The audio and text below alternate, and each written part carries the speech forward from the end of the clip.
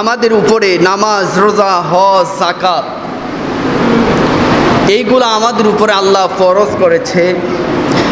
কিন্তু হজের ব্যাপারে আল্লাহ বলেছে যেই ব্যক্তির সম্পদ আছে, যেই ব্যক্তি তার সংসার, তার সন্তান, স্ত্রীকে দেওয়ার পরে যেই সম্পদ থাকবে, এমন টাকা যদি হাতের মধ্যে থাকে যে ওই টাকা দিয়ে ওই ব্যক্তি হজ করতে পারবে, তাহলে ওই ব্যক্তির উপরে আমার আল্লাহ জীবনে একবার হজ ফরজ করে দিয়েছে। আমরা অনেকে হজ ফরজ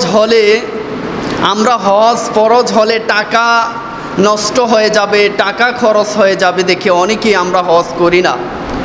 বিশেষ করে আমাদের বাংলাদেশের মধ্যে যারা আমরা আছি, আমরা বেশি বয়স হলে, বৃদ্ধ হয়ে গেলে, শক্তি চলে গেলে আমরা মক্কা মদিনায় হজ করতে যাই। সেখানে গেলে আমাদের অনেক কষ্ট হয়ে যায়। আমরা বৃদ্ধ বয়সে আমরা নিয়ত করি আমরা হজ করতে যাব, জোয়ানকালে টাকা থাকলেও আমরা যেতে চাই না। তো যাদের উপরে হজ ফরজ হয়েছে, কার কোন সময় মৃত্যু এসে যায় আমরা তা জানি না। এই জন্যে আমাদের উপরে যেহেতু আল্লাহ হজ ফরজ করেছে, আমরা সুস্থ থাকতে, দুনিয়ার জমিনে হায়াতি জিন্দিগিতে থাকতে আমরা হজ করে ফেলব। আল্লাহর রসুল বলেছে, আল্লাহর রসুল হাদিসে মুবারাকার মধ্যে বলেন, যেই ব্যক্তি হজ করে নাই, সাধ্য থাকা সত্ত্বে টাকা আছে, ওই ব্যক্তি যদি ইহুদি হয়ে, খ্রিস্টান হয়ে মারা যায়, নবীজি কত কষ্ট পেয়ে বলেছে, যেই ব্যক্তি তার সম্পদ আছে কিন্তু সেই ব্যক্তি হজ করতে যায় নাই।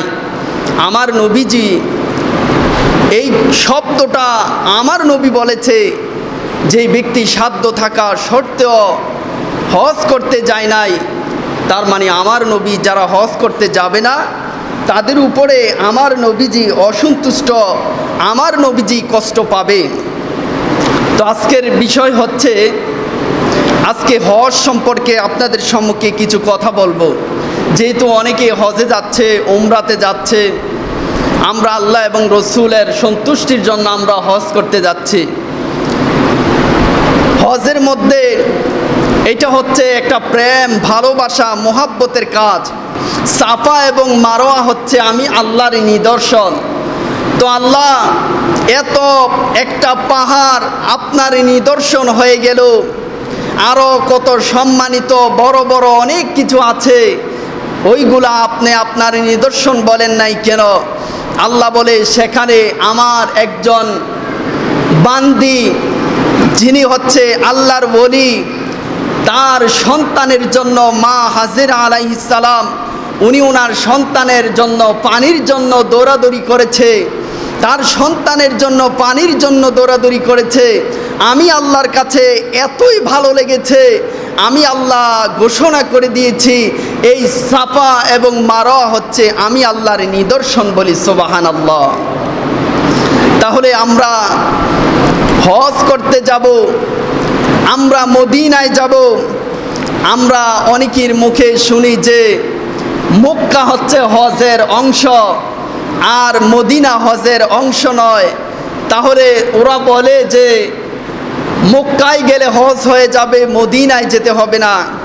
আপনি একটা জিনিস চিন্তা করেন, আমি মেহমান হিসাবে, যার উসিলায় আমি মেহমান হয়ে গেলাম, নেয়ামত পেয়েছি, আমি এখন নেয়ামত ভক্ষণ করেছি, কিন্তু বাড়ির যিনি মালিক ওনার সাথে আমি সাক্ষাৎ করি নাই।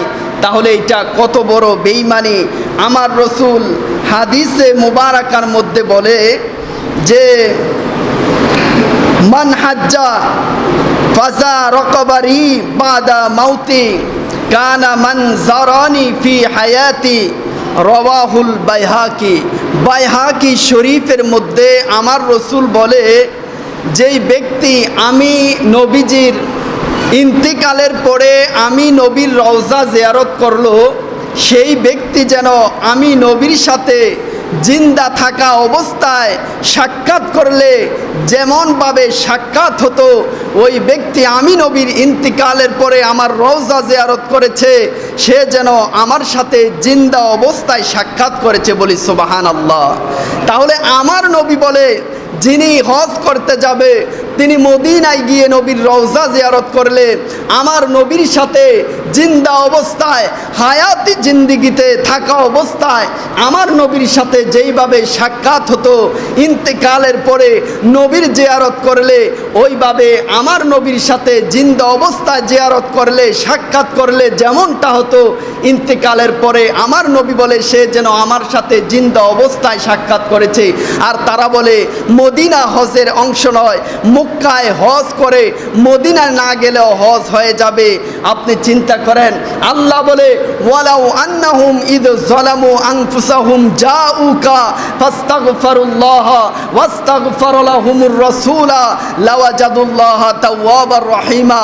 আমার আল্লাহ বলে তোমরা যারা নফসের উপরে জুলুম করেছ, অন্যায় করেছ, তোমরা যদি মদিনায় যাও আর গিয়ে বলো ইয়া রাসূলুল্লাহ আমরা অন্যায় করেছি, আমরা গুনাহ করেছি, আমরা জুলুম করেছি, আমাদের উপরে আমরা অন্যায় অনাচার করেছি, এখন আমরা তওবা করতে চাই। আল্লাহ বলেছে আপনি যদি আমাদের সম্পর্কে আমাদের সাক্ষী হয়ে আল্লাহর দরবারে সুপারিশ করে দেন ইয়া রাসূলুল্লাহ, তাহলে আল্লাহ বলে তাহলে তোমরা আমাকে ক্ষমাদাতা হিসাবে পাবে। আমার নবী যদি বলে আল্লাহ আমার এই উম্মতকে আপনি ক্ষমা করে দেন, তাহলে আল্লাহ ক্ষমা করে দিবে। আল্লাহ বলে তোমরা মদিনায় যাও, আর যারা মদিনায় যেতে পারবে না বাংলাদেশ থেকে তোমরা আমার নবীর উসিলা দিয়ে দোয়া করবে। আমার নবী যদি বলে দেয় আল্লাহ এইটা আমার প্রেমিক, এইটা আমার গুনাহগার উম্মত, আপনি তাকে ক্ষমা করে দেন, তাহলে আল্লাহ ক্ষমা করে দিবে এবং তাকে আল্লাহ জান্নাতি করে দিবে। বলি সুবহানাল্লাহ। আর যারা হজ করতে যায়, একজন সন্তান দুনিয়ার জমিনে জন্মগ্রহণ করার পরে যেইভাবে নিষ্পাপ হয়ে দুনিয়ার জমিনে আসে, আল্লাহ বলে যারা হজ করতে গিয়েছে মোহাব্বত নিয়ে, ঈমান নিয়ে, যাদের আকীদা ঠিক আছে, যাদের নবীর মোহাব্বত আছে, তারা যখন মক্কা যাবে, মদিনা যাবে, যাবে গুনাহ নিয়ে, আর আসার সময় তারা মাসুম হয়ে আসবে।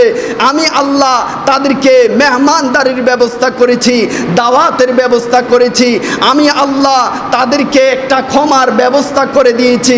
মক্কায় যাবে, মদিনায় যাবে, আসওয়াদ পাথরে চুমু খাবে, কাবা শরীফ তাওয়াফ করবে, আমি আল্লাহর রসুলের রওজা মুবারক জিয়ারত করবে।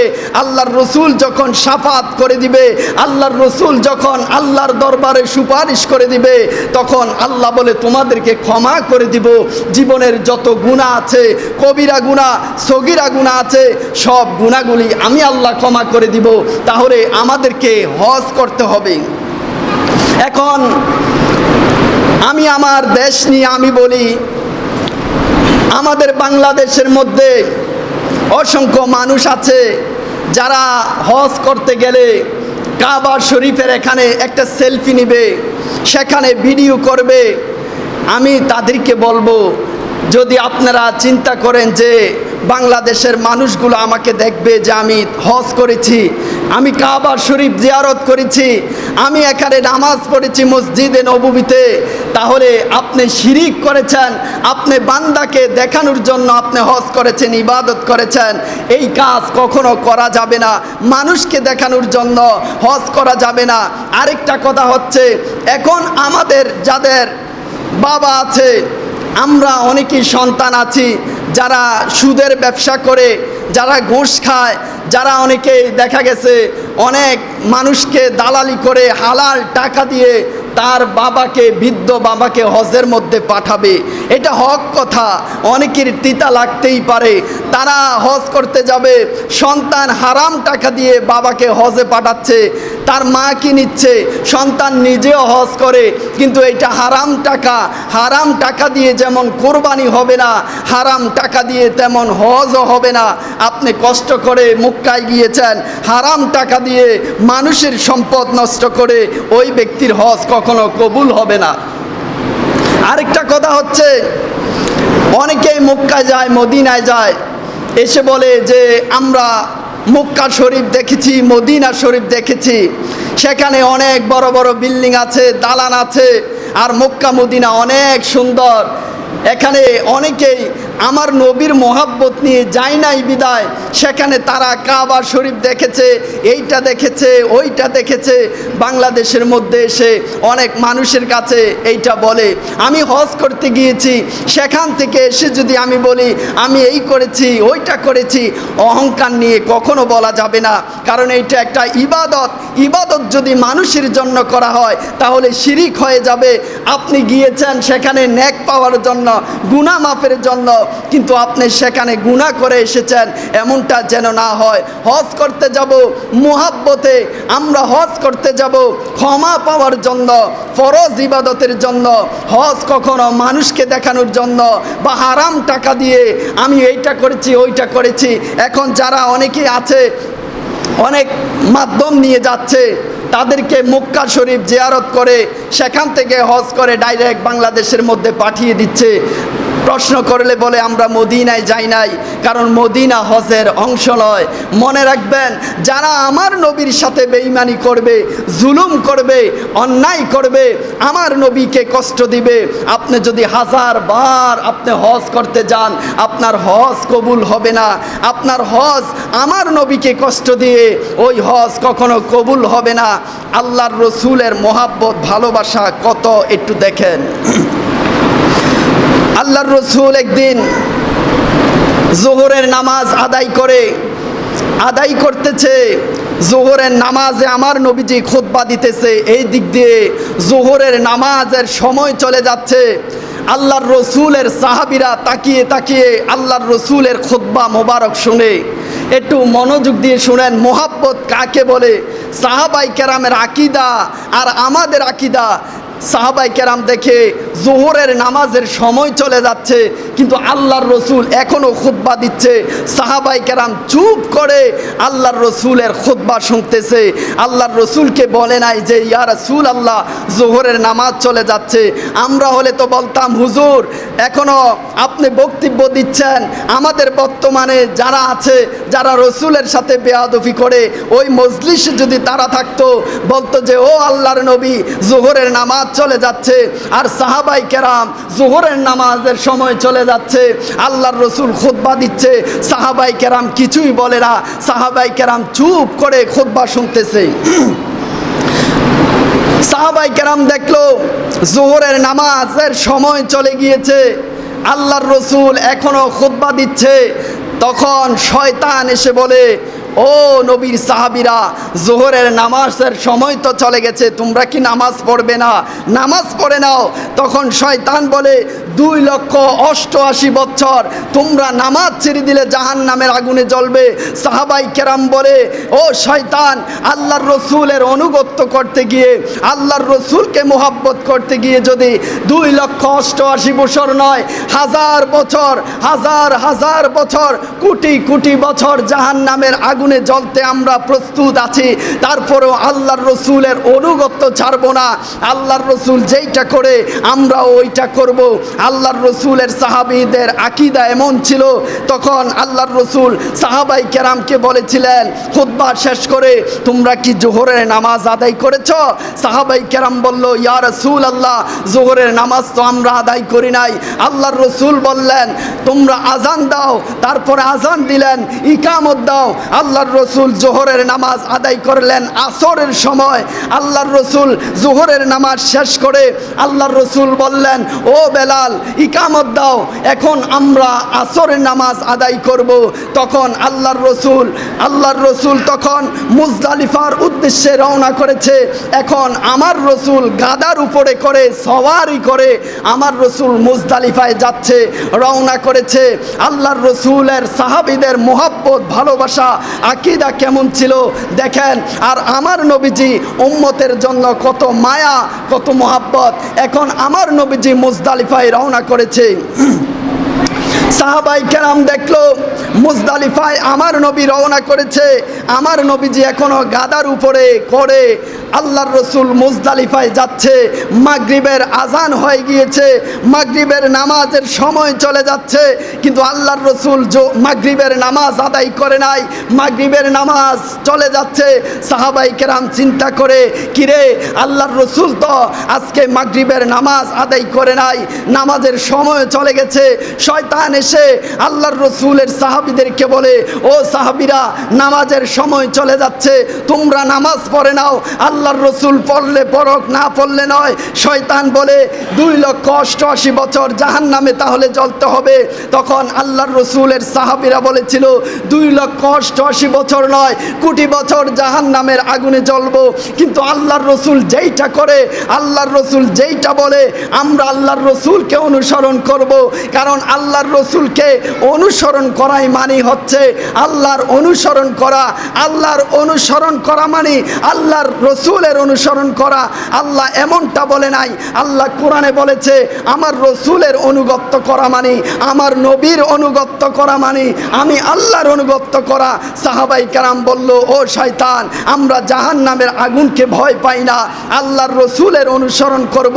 তখন সাহাবাই কেরাম মুজদালিফার মধ্যে যখন আমার নবীজি গেলেন, আমার নবীজি বললেন, ও সাহাবাই কেরাম, মাগরিবের নামাজ তোমরা পড়েছো কিনা? বলল, ইয়া রাসূলুল্লাহ, ইয়া হাবিবাল্লাহ, আপনি মাগরিবের নামাজ পড়েন নাই, আমরাও মাগরিবের নামাজ পড়ি নাই। ইয়া রাসূলুল্লাহ, আমরা আপনাকে অনুসরণ করব, আপনি যেইটা করেন আমরা ওইটাই করব, আমরা নামাজ পড়ে আমরা জান্নাতি হয়ে যাব, এইটা আমাদের আকীদা নয়। আমাদের আকীদা হচ্ছে আপনি নবীর মোহাব্বত, আপনি নবীর অনুসরণে হচ্ছে আমাদের জন্য মুক্তির পথ, আমরা আপনাকে অনুসরণ করি। তখন আল্লাহর রসুল বললেন, তোমরা আজান দাও। বেলাল রাদিয়াল্লাহু তাআলা আনহুকে বললেন, ও বেলাল, আজান দাও, আমরা এখন মাগরিবের নামাজ আদায় করব। তখন আল্লাহর রসুল মাগরিবের নামাজ আদায় করলেন, একসাথে আল্লাহর রসুল এশার নামাজও আদায় করলেন মাগরিবের নামাজের পরে। এখনো আল্লাহর রসুল যেইটা করেছে এইটা আমার নবী করার কারণে আল্লাহ বলে উক্ত মতো সময় মতো নামাজ পড়া ফরজ। আল্লাহর রসুল বলে, ইয়া রাসূল আল্লাহ, আল্লাহর রসুল বলে, ও আল্লাহ, আমার বান্দা নামাজ কাজা করবে, কাজা করলে 2,88,000 বছর জাহান্নামে জ্বলবে, এইটা আমি নবী সহ্য করতে পারবো না।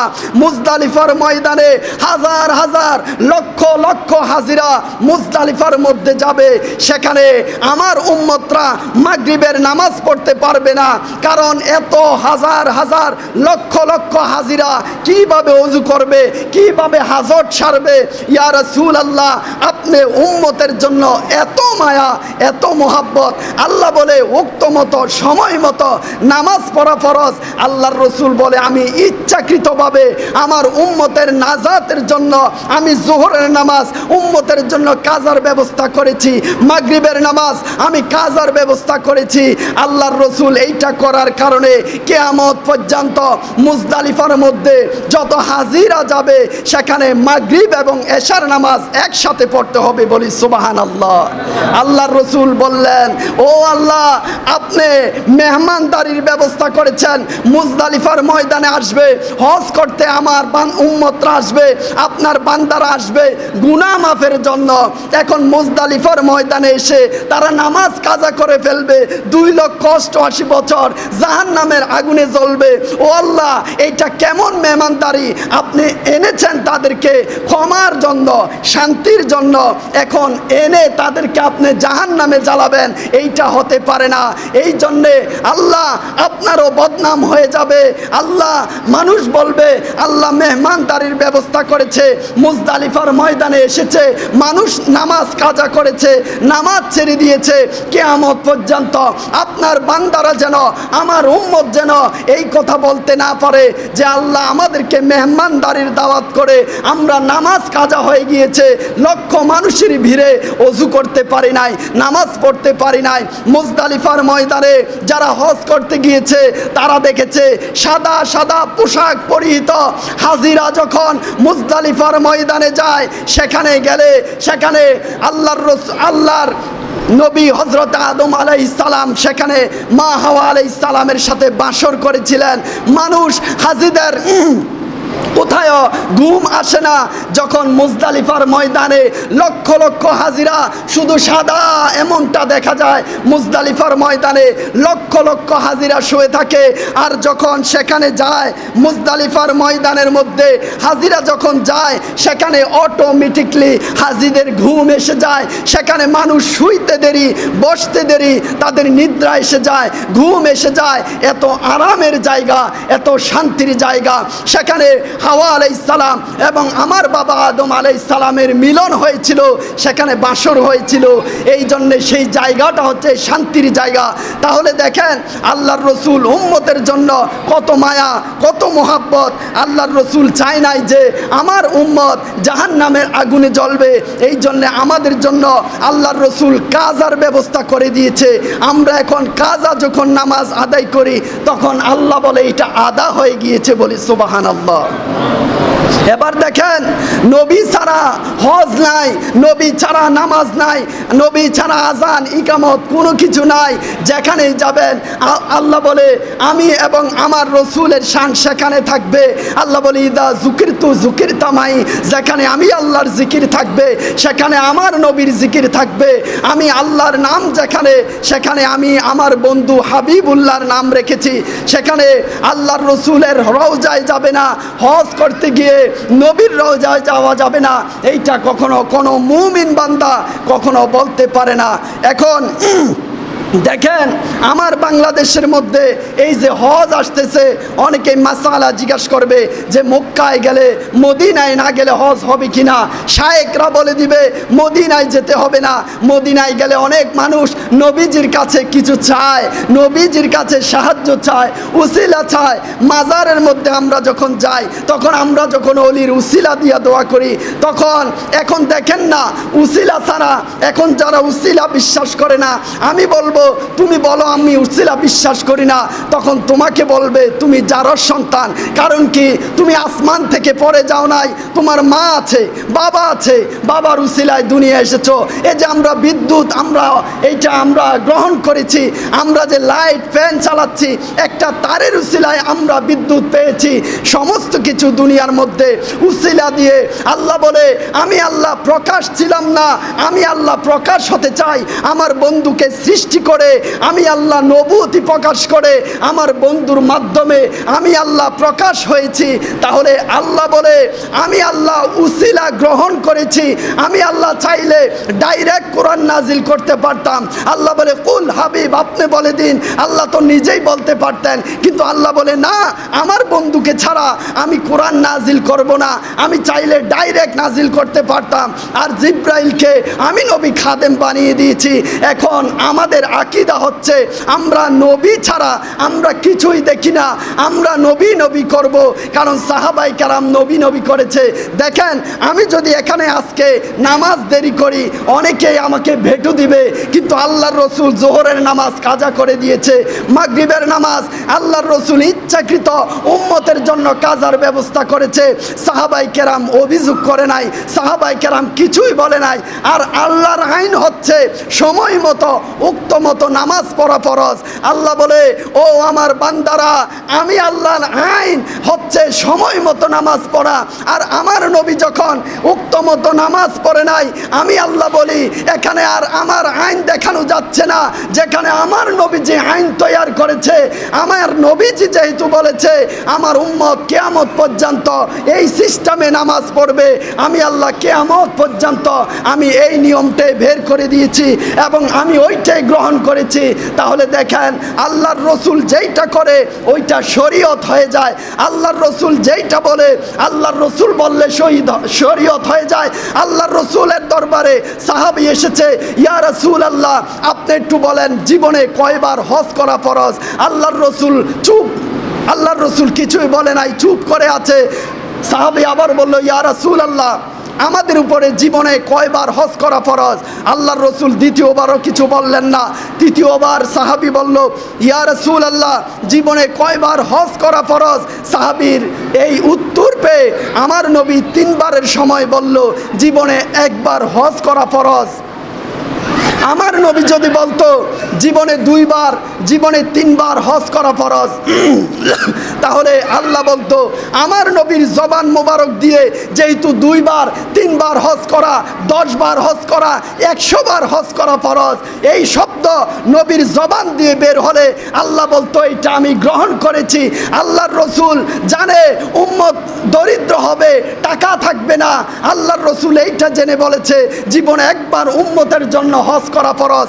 আল্লাহ বলে এইটাই শরীয়ত হয়ে গিয়েছে, নবীর জবান মুবারকে বের হয়েছে, কিয়ামত পর্যন্ত আমার বান্দার উপরে, আমার নবীর উম্মতের উপরে জীবনে একবার হজ করা ফরজ। তাহলে হজ পেলাম নবীর মোহাব্বতে, আল্লাহর রসুলের মোহাব্বতে। এখন আল্লাহর রসুলের রওজায় জিয়ারতে যাওয়া যাবে না, এইটা কখনো কোনো মুমিন বলতে পারে না। এইটা বললে কোনো মুনাফিক, মুশরিক, বেঈমান ছাড়া এই শব্দ কেউ বলতে পারবে না। কারণ মুমিনের ইমানের বাড়ি হচ্ছে মদিনা।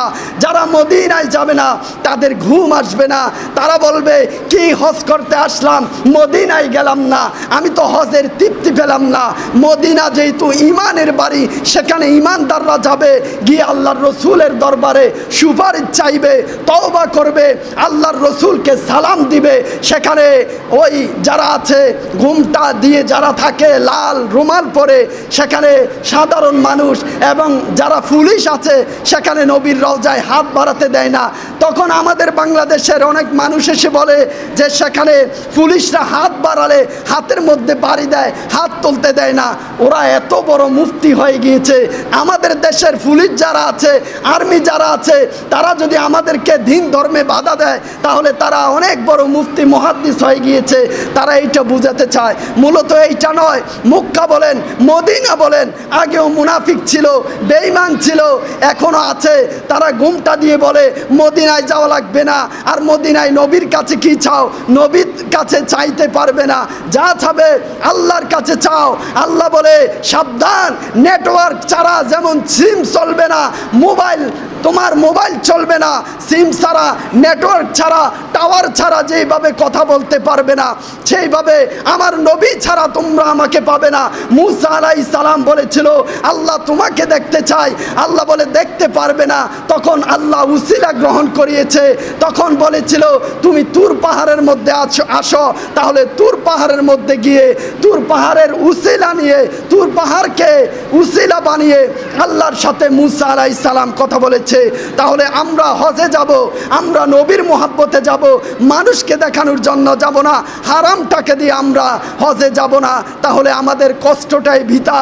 আমরা মক্কা গিয়ে, মদিনায় গিয়ে আমরা হজ করেছি, কিন্তু আল্লাহ এবং রসুলকে পাবো না।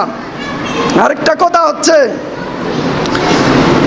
আমাদের দেশের মধ্যে যারা মওদুদির আকীদা গ্রহণ করেছে, আবুল আলা মওদুদি, এখন সুন্দর ব্যাখ্যা হচ্ছে আবুল মানি হচ্ছে পিতা, আলা মানি হচ্ছে বড়, মওদুদি মানি তো জানেন এ যারা মদ খায়, আমরা বলি এই লোকটা মওদুদি, মদ খায়। তো আমি এটার ব্যাখ্যা করি, আবুল মানি হচ্ছে পিতা, মওদুদি মানে বড় মদ খাউন না বাবা।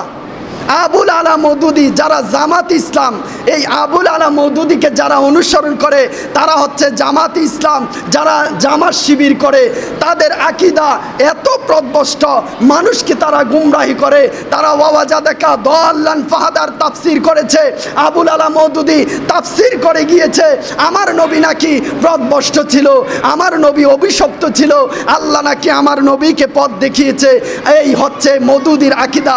যারা ওদেরকে অনুসরণ করবে তারাও কাফের, তারা মুনাফিক, তারা জাহান্নামী। যারা আমার নবীকে বলবে আমার নবীজি গুমরা ছিল, পথভ্রষ্ট ছিল, আমার নবী গুনাহ করেছে, আল্লাহর রসুল নবুয়ত এখনো প্রকাশ হয় নাই, আল্লাহর রসুলের 40 বছর পূরণ হয়েছে, আল্লাহ নবুয়ত প্রকাশ করেছে জন্মের আদম নবীর সৃষ্টির আগ থেকে আমার নবীজি ওই সময় থেকে নবী।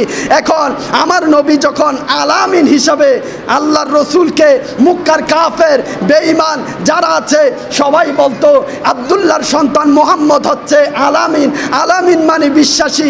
আলামিন কখনো মানুষের সাথে বেঈমানি করে নাই, নাফরমানি করে নাই।